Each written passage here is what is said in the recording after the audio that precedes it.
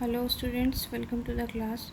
So today we are going to start the next topic of history, first chapter, the making of Germany and Italy. Unification of Germany.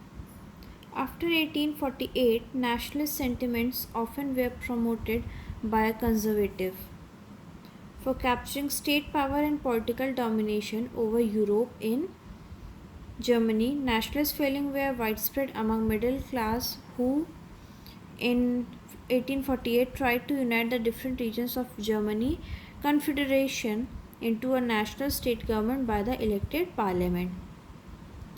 So the feeling of nationalists were widespread among the middle class who tried to unite the whole region or whole areas, different regions of the Germany by the elected parliament.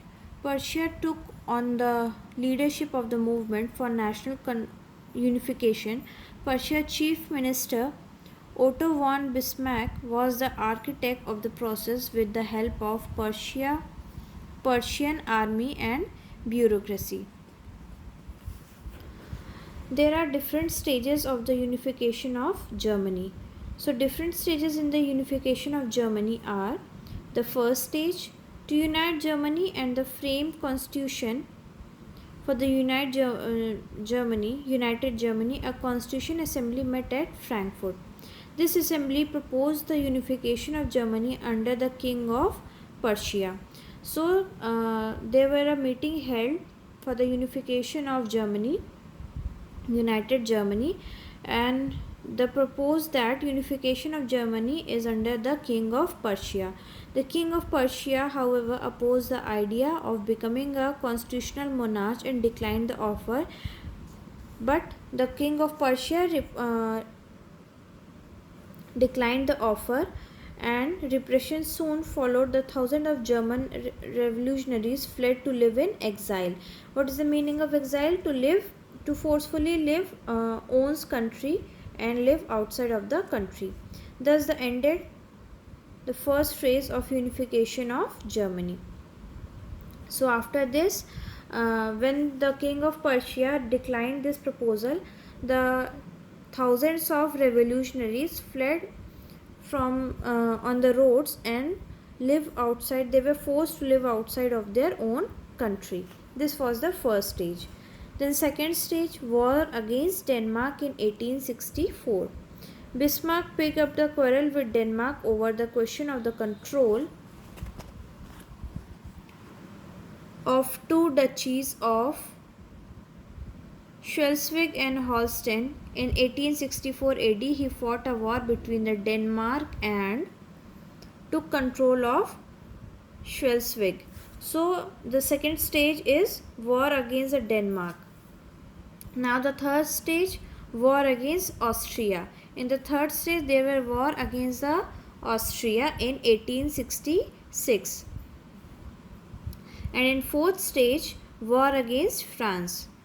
In 1870 AD, Prussia defeated France in another war and occupied Alsace and Lorraine.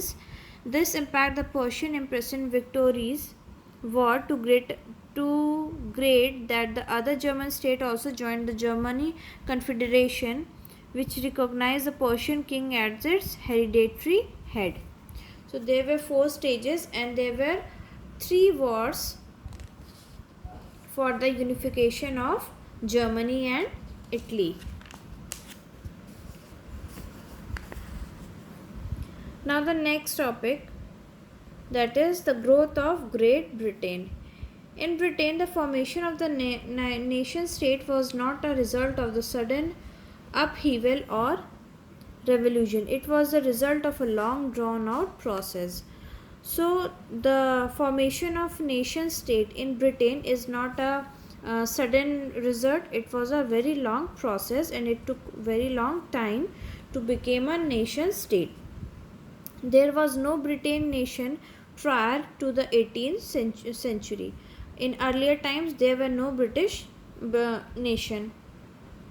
The primary identities of the people who inhabited the British Isles were the ethnic ones like English, Welsh, Scot, and Irish.